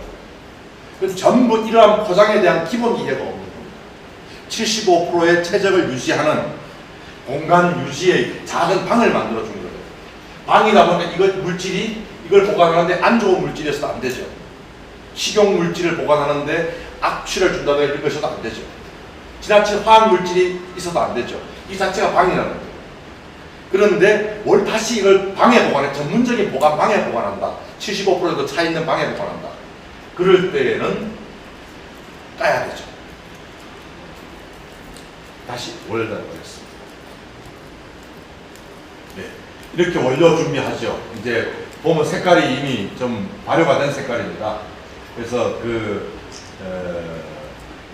보이 3차 원차죠. 다음에요. 이렇게 해서 키질을 다시 하고요. 요즘은 다 기계를 이용합니다. 과거에는 정말 키를 이용했고요. 그리고 이제 요런 작은 차들과 큰 차들을 잘 섞어야 여기에서 잘 자랄 수 있는 미생물과 여기에서 잘 자랄 수 있는 미생물들이 만나서 미생물 생태계를 이루는 것이죠. 한쪽으로 주면은 어떻게 되죠? 우리 북한산 멧돼지들이 왜 자꾸 내려올까요? 간단하잖아요. 원인이야 뭐가 됐든 간에 생태계가 붕괴된 거죠. 생태계 붕괴의 원인이 어디에 있든 간에 그 붕괴의 상당한 원인에는 우리의 거린 습관에도 있어요. 우리의 거짓 습관. 어디 가면 도토리 묵이 나오잖아요. 여기 계신 분들은 앞으로 솔선수범해서 도토리 묵 들지 마세요. 도토리 묵은 남의 생명을 뺏어오는 살상입니다. 잠깐 그거 안 먹어도 충분히 사는데 드셔도 1년에 2번이라도 드시니까 최소한 적게 드세요. 그것 때문에 우리가 먹는 한 사발의 도토리묵, 작은 사발의 도토리묵 때문에 한 계절에 2마리의 다람쥐 내지 청설모가 죽어납니다. 우리가 5 작은 요 사발을 먹으면은 멧돼지 한 마리가 죽어납니다. 생태계가 그렇게 붕괴됩니다. 그리고 그거가 식당 가서 이거 도토리묵 도토리에서 샀냐면 뭐라 그러죠? 자기가 직접 가서 어떻게 왔다 그러죠? 주워 왔다 그러죠. 주운 걸 갖고 손님 준 거예요. 주운 건 드시는 거 아니에요. 그렇다고 따서 드시면 더욱도 안 되죠. 그러니까 도토리묵은 앞으로 정말 도토리묵을 드시는 만큼 멧돼지는 평창동으로 어디로 내려올 겁니다. 바로 생태계가 붕괴된 거죠. 보이차를 만들 때도 블렌딩을 하지 않으면은 이와 같은 미생물의 생태계가 한쪽으로 치우칠 수 있습니다. 한쪽으로 치우치면 아무리 건조한 곳에서 잘 보관을 해도 습도 70%를 유지하면서 잘 보관해도 나중에 곱이 쓸어버려요. 즉 썩어버려요. 잘못하면. 안에서부터 미생물이 생길 수가 있어요. 미생물의 한 종이 과다 번식한 거죠. 미생물이 7가지, 6가지가 잘 균형 맞춰 있는 게 좋아요. 맛도 한쪽으로 편중될 수밖에 없죠. 그런 차는 한 가지로 하면은 언제 매력이 있느냐? 아직까지 진화가 충분히 안 돼서 원찻잎의 맛을 느끼려고 할 때는 한 가지 단일 품종으로 되어 있는 게 훨씬 더 매력적이죠. 미생물에서 진화가 되고 나면은 한 품종으로 되어 있는 것은 엄청난 위험성을 수반한다는 겁니다. 우리는 어느 지역에서 딴 어느 찻잎으로만 만들었어. 이것은 상당히 보관하는 게 위험하다는 것을 내포하고 있습니다. 그런데 그다지 현실적으로 그다지 문제는 없어요. 여러분들이 어떻게 누가 광고를 해서 단일 차청이라고 광고를 하더라도 완벽한 단일 차청은 없습니다. 정말 단일 차청이 있다면 그것은 테이블티 밭에서, 그러니까 테이블 깍두기 밭에서 깎아갖고 만든 차만이 가능합니다. 차나무는 포도나무와 달리 자연계에서는 하나님이 이미 다 블렌딩 해놓으셨습니다. 차나무를 5그루만 가면 품종이 달라요. 같을 수가 없어요. 그런데 어떻게 고차원에서 단일 품종으로, 단일 차청으로 만들었다. 한 나무에서만 뜯으면 가능할지 모르겠는데요. 그건 더 위험하죠.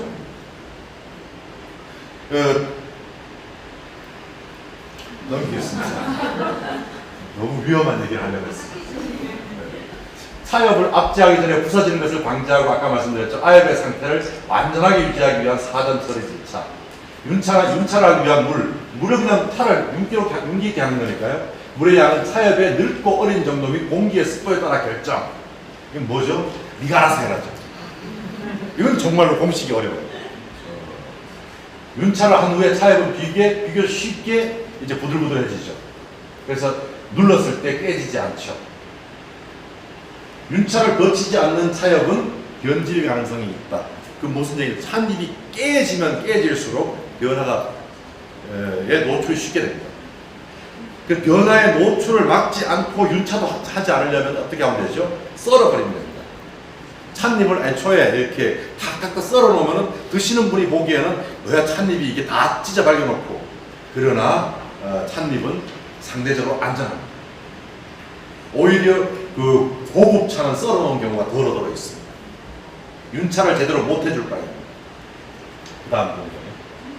증기를 줘서 압제를 합니다. 무게를 측정해야겠죠, 먼저. 표준 중량에 따라 가지고 맞춰야겠죠. 표준 중량을 이렇게 이제 물이 이제 주어졌으니까 표준 중량을 물까지 계산해서 뽑아낸다는 얘기죠. 그래서 이건 간단한 겁니다. 물이 얼마 들어갔느냐 거기에 따라 가지고 완성했을 때 357이 나올 것인지 250이 나올 것인지 계산 잘 해가지고 그 재라 이런 의미입니다. 그 다음에요. 증기를 이제 줍니다.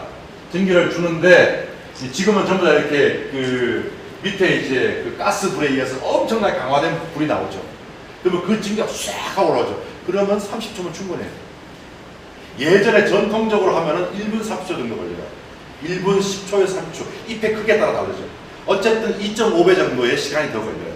귀찮죠. 근데 이걸 이렇게 하니까요. 이걸 이렇게 빨리 하잖아요. 빨리 하면 이 앞 공정의 사람들이 뭐가 될까요? 달인이 돼요. 딱 넣는데 바로 그냥 400g 딱 넣었어요. 이걸 누르려면 일단 이거 빨리 나올 거 아니에요? 그 뒤에 사람들 뭐가 되죠? 달인이 돼요. 빨리 손가락 근데 금방 가봐요. 이 세상에 달인이 그렇게 많이, 속도를 위한 달인이 많이 존재한다면 이 사회에 비극이 있다는 겁니다. 우리 노동이 적당한 속도를 잃어버렸다는 이야기입니다. 깊이 있게 다루기 위해서 달인이 나왔다면 모르겠으나 빨리빨리 눈 감고도 할 수 있는 정도 엄청나게 그냥 눈에도 보이지 않는 손의 속도, 이런 것을 보고 우리가 와 한다는 것은 비극입니다. 우리 사회의 비극이, 우리 역사의 비극입니다. 얼마나 바빠서 인간이 기계보다 빠르게 그 짓을 해야 되는 거죠. 슬픈 거예요. 생활의 달인. 통탄할 일인 겁니다, 사실은. 생각해 보기에 따라서 눈물 나는 일이에요. 왜 우리가 인간이 태어나가지고 그런 노동 강도와 속도 속에서 기계가 돼가야 되냐는 거예요. 그렇게 하는 사이에 어떤 정신적인 작용이 일어날까요? 텅 비어버려요. 세일이라는 영화를 보신 적이 있습니까? 누구도 좋은 점수를 주지 않는 삼류 영화. 개봉한 지도 얼마 안 됐지만 바로 내려버린 영화. 핸드폰에 의해 가지고 좀비가 되는 영화. 핸드폰 전파에 의해서 다 그냥 사실상 우리 다 그러고 있죠. 근데 그런 속에서 핸드폰 빨리 치는 것도 달인이라고 그러고, 그게 달인입니까? 편지를 곱게 쓰는 게 달인이죠. 핸드폰 막 문자 쓰는데 나는 막 1분에 독수리 탑법으로 막 300자를 써. 잘하는 짓이죠. 우리는 역으로 생각하고 있는 건 많아요. 그만큼 우리 자신은 문화혁명도 안 겪었고 대약진도 안 겪었는데, 대약진보다 문화혁명보다 더 심한 표준화에, 더 심한 포유화에, 생산성에 빠져 있는 거죠. 거기에서는 우리 미래가 있을 수 없을지도 모릅니다. 아무튼요, 이제 눌러가지고 만들죠. 훅 누르죠. 누르는 이 강도도 조정할 수 있는데 너무 세면 문제가 되죠. 너무 세면 잘 안 마르죠. 잘 안 마르면 어떻게 말리죠? 인공적인 시설을 최대화시켜서 말릴 수밖에 없죠. 열을 최대한 주고 선풍기를 최대한 돌리고. 저도 이렇게 선풍기 아까 쓰고 돌렸잖아요. 저도 머리가 아파요.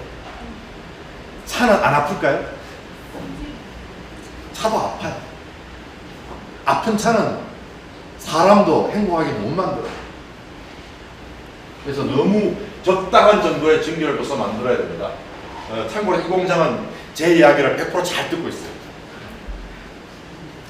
그 다음에 이제 이렇게 해서 압제를 해서 병차를 만들어 뒀다가 이제 적당히 마르면 모양이 굳으면 벗겨야죠. 벗겨내고, 이거 보면 시커멓게 돼서 비위생적인 것 같지만 다 찬물이에요. 깨끗하게 세탁된 거예요.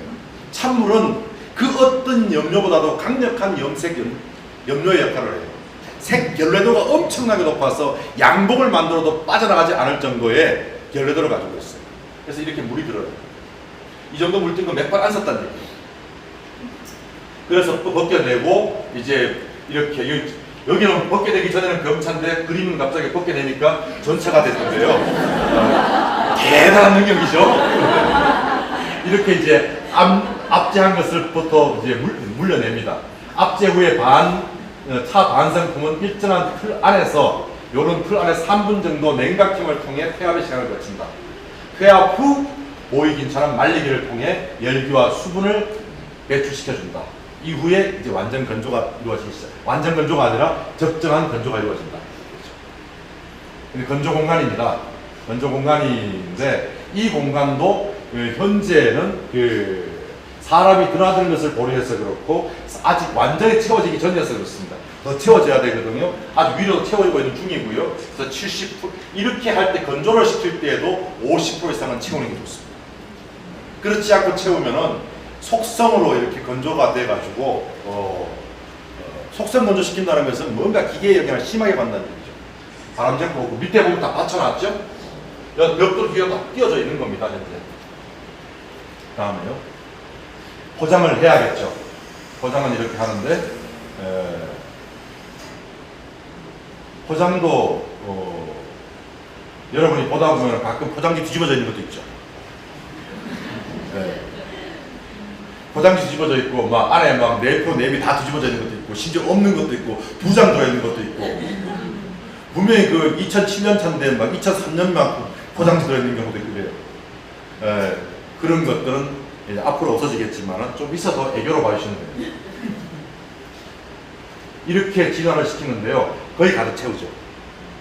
현재는 채워져 이렇게 채운다는 것만 보여주는 거예요. 이렇게 무식하게 채워가 아니라 이게 잘 채우고 있는 거예요. 옆으로는 다 비우고 있어요. 여기 사람이 안 들어갈 장기 보조를 할 때는 이렇게 되는 거예요. 가장 좋은 보존 공간은 생차의 경우 가장 좋은 보존 공간은 해인사 대장경 각고입니다. 과학기술 보이차의 가공, 과학기술 보이차 뭔가 거시기 하죠. 읽어봐야겠죠. 가공 과정에서 현대 미생물 기술 응용. 현대 미생물을 배양해서 집어넣겠다는 의도가 딱 보이죠.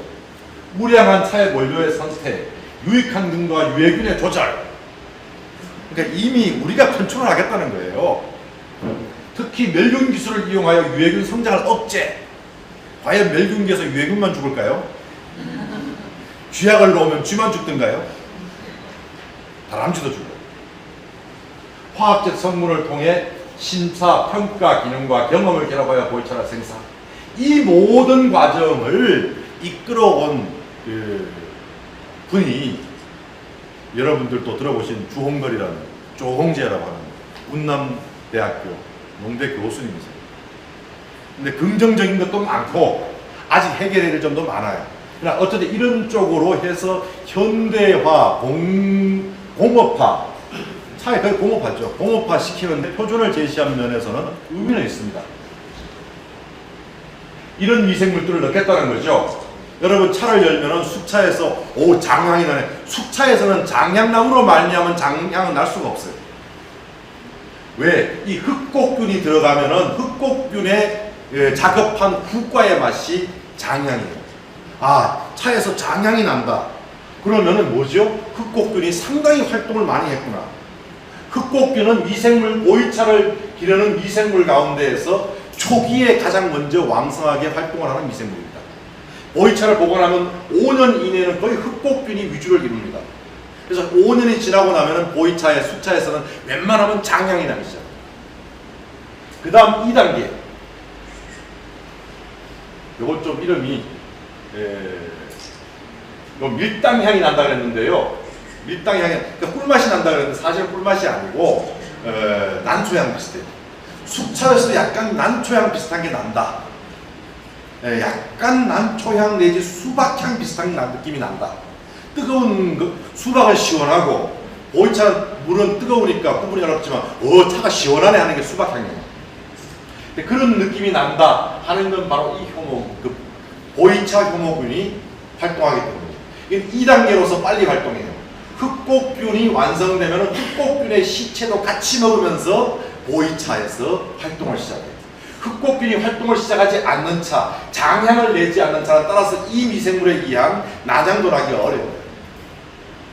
그렇다면 이건 좋은 보이차가 안 되게 돼버리는 거죠. 그래서 처음에 보이차, 숙차 5년 됐다 장향이 나면 언젠간 난향이 납니다. 난향이 나면은 그 다음에 꽃향이라 그러는데 이 꽃향이 정확하게 말하면요 대추향이에요. 숙차의 경우에 뜨겁게 마시면은 꽃향이 대추향처럼 느껴져요. 대추향처럼 나는 것은 이거만 금맥일 때입니다. 그래서 세 번째로 자주 활동돼요. 그래서 그 다음 단계가 되면은 장향도 있지만은 장향보다는 난향도 있지만 난향보다는 대추향이 나기 시작해요. 그래서 이러한 미생물들을 분배해서 골고루 잘 집어넣겠다는 얘기예요. 이 미생물들을 억지로 퍼센트를 맞추면은 이 빈 공간에 자기들의 방어율이 없어지는 거예요. 생존의 생태계의 비율이라는 것은 그 생태계의 방어율이기도 하는 거예요. 이것을 인공적으로 조정하면 방어 전선이 무너져요. 다른 유해한 미생물이 들어올 수 있는 공간이 생겨요. 어쨌든 이렇게 하기가 위험하다는 얘기죠. 멸균 기술 쓴다는 얘기. 그 다음에요. 우유 향맛이 난다. 우유 향맛이 나온다. 우유 향맛이 아니죠, 정확하게. 이 우유 향맛이 우유를 뜨겁게 끓이면 뭔 맛이 나던가요? 그냥 쉽게 말씀드릴까요? 돗자리 향이 나죠. 돗자리 여물 맛이 나죠. 여물 향이 나죠. 그 우유를 팔팔 계속 끓여보세요. 여물 향 나죠. 온도가 차가울 때와 뜨거울 때의 차이에 의해서 여러분이 왜곡될 수 있는데요. 그래서 그 다음에 이제 목매균이 나와서 일종의 여러분 목초향 알죠? 저 목초향도 그 엄밀히 보면 조금 상큼한 돗자리 향이죠, 뭐. 그런 향이 나는 거예요. 에? 하나 더 있어야 되는데 황복균이 있어요. 황복근균이 있는데 황복근균은 아주 최후에 활동하는 흔적이 드러나요. 인삼향이 나기 시작해요. 인삼향 또는 한약향이 나기 시작해요.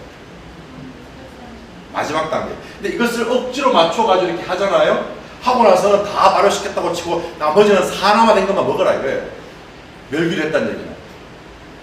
멸균을 해버리면 여기서 균을 죽여버리고 여기서 활동했던 것이 그냥 계속 세월마다 지나만 되라. 이거는 후발효가 아니죠. 후발효라는 게 곧 산화죠. 미미한 느린 속도의 산화를 의미하죠. 그래서 현재 그렇게까지 만들어버린 숙차는 후에 산화만 진행되고 산화가 진행되는 차는 갈리피의 맛이 강하면서 굉장히 가볍습니다. 원래 갈대의 맛이 나는 차가 있습니다만 그 외에 멀쩡한 찻잎인데 이렇게 맛이 가볍고 화사하고 상쾌하고 마치 구름 위를 난다는 그런 향이 있다. 그것은 멸균한 차입니다. 보이차 창고입니다. 그대로 그냥 처박아 놨죠. 마대 자루에 차에. 이거는 왜 사진을 찍을 수 있었을까요? 왜 이렇게 텅 빈 공간을 찍을 수 약간은 비어있잖아요. 왜 찍을 수 있었을까요? 꺼내고 있을 때 찍을 수 있는 거죠. 1년에 딱 2번밖에 안 들어가요. 3월 30날, 9월 9일 중량절. 그리고 들어가서 통풍함 해주고 한 번씩 뒤집어줘요. 아, 밑에 있던 건 위로, 안쪽에 있던 건 바깥쪽으로 한 번씩 자리 변동을 시켜줘요. 1년에 2번. 밑에 이걸 통과하는 이 같은 높이의 공기구멍이 하나 있어요. 이 위에 높이의 공기구멍이 대각선은 하나 있어요. 그 대각선에는 각도가 매우 중요해요. 근데 그렇게 하는데 지금 작업하려고 지금 하고 있는 중인 거죠. 그래서 이것이 꽉 차 있는 게 중요해요. 너무 비면은 차는 산화가 빨리 진행돼요. 꽉 채워 있는 게 중요해요. 그래서 그 불이 들어갈 때 공기도 그래서 이 공기 구멍과 잘 조절하는 게 짐을 이렇게 쌓을 수가 없잖아요. 사람이 어떻게 그렇게 쌓아요? 그러니까 결국은 짐이 이렇게 쌓아갈 수밖에 없죠. 안쪽 벽 쪽에 많이 쌓이고 이쪽 벽에 작게 쌓이죠. 그러면 어떻게 하느냐? 그 바람의 움직임을 조절하기 위해서 그 적게 쌓인 쪽에는 높은 데 구멍이 있어요. 많이 쌓인 쪽에 밑에 구멍이 있어요. 그렇게 해서 공기를 조절을 해요. 그래서 어쨌든 들어가는 입구 쪽에는 그렇게 많이 쌓으면 나중에 열다가 누구 죽죠. 쓰러지면. 그래서 어쨌든 이게 초기형인데 이 형태 가운데서 어떤 것은 여러분들 현재 그 옆에 그 나무판을 보시면 됩니다. 나무판을 그 현재 보시는데 이것은 그 우리가 이른바 말하는 건창이에요. 이른바 말하는 건창이에요. 근데 요 두 군데는 이른바 말하는 습창이에요.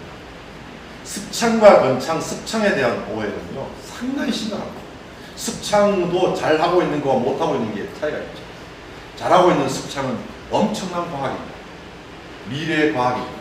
된장을 자연 상태에서 콩 넣고 뭐 된장 되기를 기다린다면 몇 천 년을 기다려야 될까요?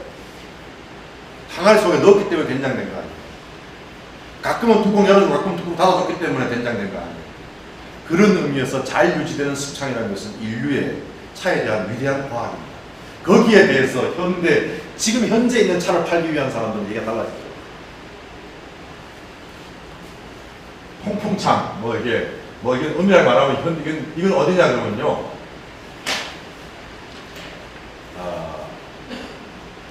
여러분들 홍콩에 가시면 여름에 홍콩 갈 분은 안 계시겠죠. 더운데 39도라는데 공식적으로 37도, 6도 되죠. 38도가 넘으면 놀아야 되니까 39도 돼도 늘 37도죠. 직원들 출근을 안 했다니까 중국법이 적용되면서. 어쨌든 그 홍콩 섬의 동쪽편에 가면 과거에 소규모 전자공장들이 많이 있었습니다. 그 전자공장 아파트형 공장이라고 하죠. 그 공장들이 전부 중국 대륙으로 진출하면서 비었어요. 그 공간들의 부분을 이렇게 쓰고 있는 거예요. 여기에 보관된 차들이 가장 완벽하게 보관돼요. 적절한 수분, 적절한 통풍, 적절한 거의 과학적으로 계산해서 딱 85% 유지해서 쌓아요. 이런 데 있는 차들도 있고 그렇습니다. 어쨌든 보이차도 아까 말씀드린 대로 미생물이 끝까지 살아서 자기 활동을 다 하고 원 없이 살고 사라지게끔 해주는 조건, 방향성 유지.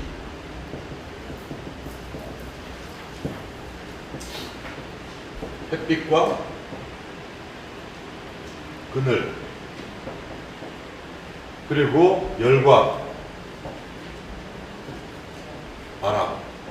이 공식을 유지시켜주지 않으면 보이차가 안 돼요. 이것을 넓게 유지시켜주는 이 두 가지의 상관관계, 함수관계를 잘 유지시켜주는 이 방향성이 전통 보이차입니다. 전통 보이차는 만드는 방법이 누구나 다 알기 때문에 지금 말씀을 안 드린 거예요. 전통 보이차 뭐 따와가지고 이렇게 세청해가지고 세청한 거 그냥 전기조가 눌러버리면 돼요. 세청모차 만드는 데까지가 문제인 거죠. 세청모차를 만드는데 직접 다 만드는 것은 없어요. 보이차는 주민 공동체적인 생산 구조를 가지고 있어요. 각 농가가 찻잎을 따서 각 농가에서 세청을 해요.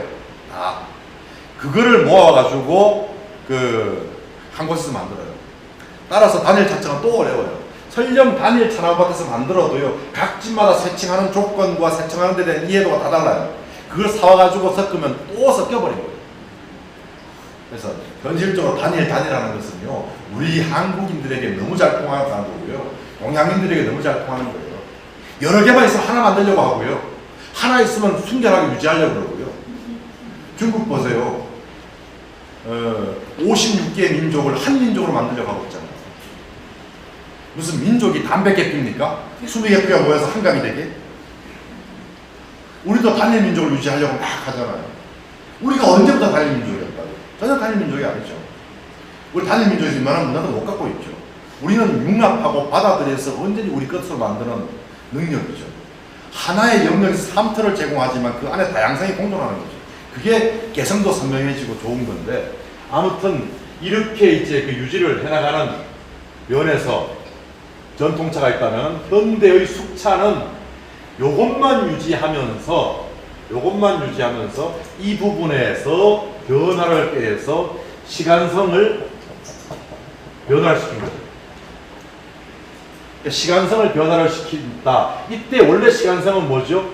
그냥 가만히 제대로 된 창고에 넣고 세월을 흘려가는 거예요. 근데 포장이 그러니까 다양화될 수밖에 없어요. 첫째, 1포장. 첫 포장이죠. 초포장이 있고요. 중포장이 있고요. 그 다음에 이제 대포장이 있습니다. 대포장이 바로 뭐냐? 대포장은 어디에 있느냐? 대포장채로 보관해야 되는 거. 이건 창고죠. 매운 창고죠. 그 다음에 중포장 상태에서는 가정에서 그냥 그 상태로 두면 되죠. 이미 헐었어요. 초포장 상태로 두면 되죠. 그러니까 보이차는 기본적으로 포장이 3개가 나와요. 3개 돼요. 첫째, 요 안에 이렇게 각각 차 뒤에 보인 다음에 초포장이 있죠. 이렇게 이걸 쌌죠. 중포장이 이루어졌죠. 그 위에 또 한 번 세 번째 마지막 포장이 이루어지죠. 그래서 아까 거 다시 돌려보실래요? 이런 상태로 대포장이 이루어지죠. 이게 대나무로도 이루어지고 상자로도 이루어지고 대포장이죠. 대포장 안에 중포장으로서의 이런 주포 또는 종이 포장재 있죠. 그걸 벗기면 또 하나 각각의 포장재가 있죠. 그래서 각각의 보관 용도예요. 이미 헐었으면 이것이 최소 포장단이에요. 차를 헐었으니까 다 따겠으니까 이 포장재 필요 없을 거야. 덮어놓는 게 좋습니다. 덮어놓지 못할 바에는 적당한 통에 그 포장재를 대신할 수 있는 통에 넣어놓는 게 좋습니다. 그 다음에 중포장. 이 정도 상태에서는 이거 자체가 중포장이 방이잖아요. 작은 방이잖아요. 가정용으로 보관할 때는 중포장 단위로 포장하는 거예요. 가정용에서 보관할 때 이렇게까지 보관할 필요는 없어요. 이렇게 할 필요는 없고. 혹시 앞으로 있으시면 저도 없어요. 그게 이제 대포장이죠. 그래서 보이차는 반드시 보관의 미학, 시간을 유지하는 과학이기 때문에 이 시간성 속에서 자신의 진화를 멈추면 안 되기 때문에 그 3가지 상황에 다 대비를 하고 있는 3단계 포장이 있는 겁니다. 보이차가 왜 3단계 포장일까? 바로 보이차의 방향성 외에 시간성 유지 때문이죠. 숙차는 이 시간성을 한번 바꿔버렸다는 거예요. 에이, 뭘 이렇게까지 보관하냐? 빨리 만들어, 빨리 먹자. 6개월만 있어도 맛있게 만들 방법 없냐? 있어요. 앞으로는 더 나올 거예요. 그 중에 좋은 방법도 나올 수 있고요. 시간성의 개념을 바꿔놓을 수가 있어요. 이것 자체를 유지하면서 또 나오는 방법도 있을 수 있어요, 진짜. 어쨌든 보이차는 그 어느 경우에도 이 방향성의 본질은 미생물로 하여금 스스로 제 역할을 하게끔 함으로써 미생물로 하여금 우리를 족쇄 채우지 않게 하는 거예요. 미생물을 대접하면은 미생물의 제 역할을 다 하면 우리에게는 족쇄가 되지 않고 우리 삶의 윤택함이 되고 우리 삶의 풍요로움이 되지만 미생물과 대립하려고 했을 때 우리는 늘 시달릴 수밖에 없습니다. 현대의학과 위생학도 짚어봐야 되는 측면입니다. 너무 깨끗하게 씻고 너무 뭐 하려고 하다가 병들죠. 하나가 들어왔을 때 막아낼 길이 없게 되죠. 그래서 너무 위생적인 거 그렇다고 해서 여러분들 오늘부터 화장실 갔다가 손 안 씻고 이러지 마십시오. 손은 잘 씻죠. 집에서 공기청정기 놔가지고 막 공기 깨끗하게 하려고 하잖아요. 적당하게 흘러가게 통풍으로 처리하십시오. 그리고 정말로 공기청정하고 싶으면은 바람을 돌려만 하면 됩니다. 실내에서 에어컨으로 바람을 하면 송풍만 하면 돼요. 아무튼 바람만 있으면은 이거 방향성은요 우리가 우리 자신을 유지하는 데 매우 중요해요. 우리가 음식을 보는 데 있어서도 뭘 보는 데 있어서 열과 바람의 조화, 햇빛과 그늘의 조화. 어쨌든 이런 부분에서 보이차로 하여금 미생물로 하여금 스스로 우리에게 벗으로 다가오게끔 그래서 오히려 미생물을 잊어버리고 살 수 있게끔 미생물 하는 것이 계속 우리 사회에 남은 이상 우리는 미생물의 굴레에 쌓이는 겁니다. 보이차에 미생물이 있고 보이차는 미생물에 의한 후보라는 사실까지 잊어버리고 보이차를 먹을 수 있을 때 우리는 미생물로부터 벗어난 것이고 미생물과 진짜 친구가 된 겁니다. 지금은 너무너무 미생물을 따져요. 무슨 박테리아가 균이 어쩌고 뭐 헬리오 어쩌고 요구르트 하나 먹으면서까지 미생물 생각하고 이건 뭐죠? 노이로제예요. 노이로제. 우리는 지금 미생물 노이로제에 걸려있어요. 왜? 미생물과 맞서 싸우려고 해왔기 때문에. 미생물을 공경하고 충분히 존중해서 그들로 하여금 그들의 도리를 다하게 하면 우리는 그들이 도리를 다한 결과와 자연스럽게 만나게 됩니다. 미생물이란 이름부터 버려야 되죠. 그냥 형제가 되는 작은 생명일 뿐이죠. 환경이 어디 있습니까? 환경은 우리와 둘러싸고 있는 대생명, 소생명들이 연대죠. 저는 환경부란 이름도 대생명, 소생명, 연대부로 바뀌었으면 해요. 언젠가는 그런 개념이 실려야 된다고 생각을 해요. 생명 아닌 건 없어요. 지가 장난친 거 왜요? 어쨌든 보이차 이야기를 하면서 많은 객단까지 들여서 옆으로 좀 오가고 했습니다. 3번에 걸쳐서 긴 시간은 못 됐습니다. 앞으로 자주 이야기 드릴 수 있는 기회가 있었으면 합니다. 시간이 나시면은 언제든지 8월 14일까지 3층으로 놀러 오십시오. 3층을 8월 14일까지 유지하면서 오후에는 최대한 출장 가지 않으면 있으면서 여러분들과 함께 차 나누고 못다한 이야기를 이어가도록 하겠습니다. 더운 날씨에 와주셔서 감사합니다. 인사 올리겠습니다.